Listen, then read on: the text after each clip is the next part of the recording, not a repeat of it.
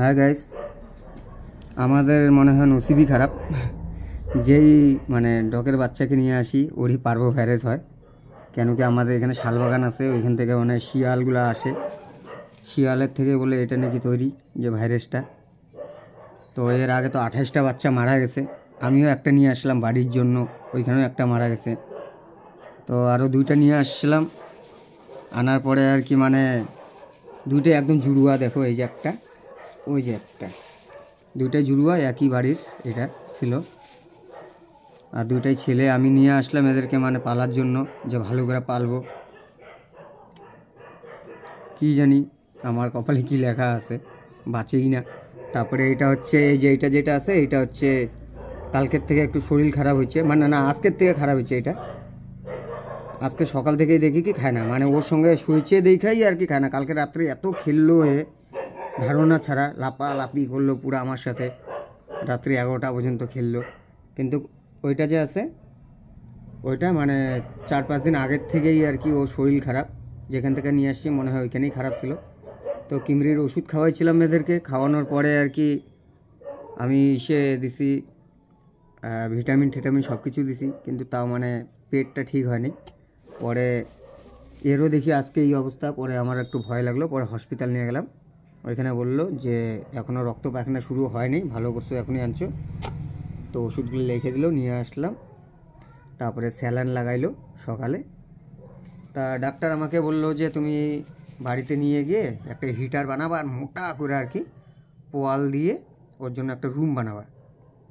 তো রুম তো আগেই ছিল এটা, পরে পোয়ালগুলো আরও আনলাম, আমার বন্ধুর কাছ থেকে চেয়ে নিয়ে আসলাম। বোবাই নাম বন্ধু আমার। তো ও দিল, ওর মা দিল আমাকে। তো দেওয়ার পরে নিয়ে আসলাম, নিয়ে এসে যে আমি এখানে দিছি। আর এখানে আমি যে হিটার লাগাই দিলাম হচ্ছে 200 ওয়াটের একটা বাল্ব লাগাই দিছি। খুব গরম পাইতেছে আর কি। এগুলা দেখো না, তো পুরো শুইতেছে, শোয় না, ওদিকে ভাগে খালি, বুঝছো। কিন্তু কি করব এখন, তো বুঝতেই তো পারতেছো শরীর খারাপ তো ডক্টররা তো মনে করো একবারই দেয়। তা আমি ডক্টরকে বললাম যে না, আমি বাড়িতে ডাক্তার নিয়ে এসে আরও দিব ওদেরকে স্যালাইন। কেন কি অল্প একটু জল দেয়, কতক্ষণ আর থাকবে পেটে, না বমি করে। কিন্তু এরা বমি করে নেই, এরা ওইখানেই বমি করছিল, যখন ইঞ্জেকশন দিচ্ছিলো তখনই বমি করছিল। এখন বমি টমি করে নেই, খালি বাথরুমই করতেছে অনেক। তো আমি ডাক্তারকে ডাকছি এখানেও, ও আসবে রাত্রে এসে আর কি এদেরকে দিবে। তো এটা বন্ধ থাকবে, এটা বন্ধ করে দিই আমি। দেখি বেশি কেউ যদি বানাইতে চাও এরকম বানাবা, কিন্তু ধ্যান রাখবা নিচে যাতে বেশি তাপ না লাগে। কেন কি না হলে পোয়াল তো শুকনো, আগুনও লেগে যেতে পারে। তো কী করবা, নিচে আসেন একটা প্লাইবোর্ড দেবা। প্লাইবোর্ড জ্বলবে না মনে হয়, মোটা প্লাই। তো দেখো আমি এইভাবে বানাইছিলাম। এই যে ওরা ভাগে দেখে আমি এদিকে বন্ধ করে দিয়েছি। অ্যাকচুয়ালি আমার ডিজে বক্সের ব্যবসা তো দেখো না এইভাবে বানাইছি পুরা একদম। তো কমেন্টে একটু দোয়া টোয়া করো যাতে বাচ্চাগুলো বাঁচে। খুব চেষ্টা করতেছি বাঁচানোর জন্য। ডাক্তার বলছে আশা করা যায়, কিন্তু পার্বো ভাইরাস তো বলাও যায় না কখন কি হয়। ওই রাখছি, ওই দেখো এ তো চলাফেরা করে, বাইরে বের হয়, কিন্তু ও তো বেরই হয় না।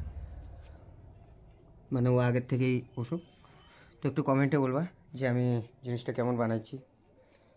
আর কোনো যদি উপায় থাকে, একটু কেউ যদি জানো তাহলে আমাকে বলবা বাচ্চাগুলোকে বাঁচানোর জন্য, যে কীভাবে বাঁচাতে লাগে। এদের জন্য অনেক ওষুধ আনছি আমি। দেখো এই যে ওষুধগুলো, দেখো এই যে লিপ 52, এই দেখো এগুলা সব আগেই আনা ছিল, পারবোর জন্য দিয়েছিল এর আগে যখন ডগটা মারা গেলো। এগুলো তো এখনই নিয়ে আসলাম। এই যে এগুলা কিমরির ওষুধ তো এখানে আছে। আর কয়টা মনে হয় ফ্রিজে রাখা আছে, আমার বাড়ির ফ্রিজে রাখা আছে। কেন কি ওগুলো তো অ্যান্টিবায়োটিক, তো ওগুলো আবার যেখানে সেখানে রাখা যাবে না ফ্রিজ ছাড়া।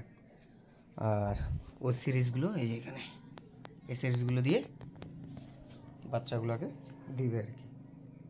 যাক, যদি বাঁচে খুব ভালো হবে আমার জন্য। আমার খুব পছন্দ এই দুইটা ডগ, যাতে আমি বড় করতে পারি। Thank you. আর একটু দোয়া করবা, যাতে আশীর্বাদ করবা যাতে ভালো হয়। আর এইভাবে যদি কেউ বানাতে চায় বানাতে পারবা ভালো। কত সুন্দর। তো দেখো, এই রক্সি, ঠিক আছে, ধন্যবাদ আমার ভিডিও দেখার জন্য। আর শেয়ার করে দেবেন যাতে যাদের বাড়িতে ডগ থাকে না ওরা এইভাবে বানাইতে পারবে, তাহলে একটু সুবিধা হবে। থ্যাংক ইউ, ধন্যবাদ আমার ভিডিও দেখার জন্য।